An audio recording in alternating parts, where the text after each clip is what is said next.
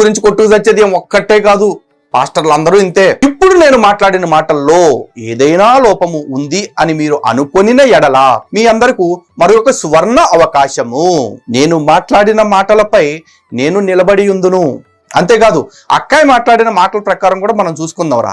ఎవడన్నా దశమ భాగాలు ఇచ్చినా దశమ భాగాలు ఇవ్వకుండా ఏడుస్తూ ఉన్న అక్కాయి అన్నట్టు బాత్రూంలోనో మంచం మీదో బెడ్రూమ్లోనో యాడ్నో ఒకసారి ఏడుస్తూ ఉన్నా వాడికి పరలోకము వస్తుంది అని నిరూపించే దమ్ము ఎవరికైనాను ఉన్నదా?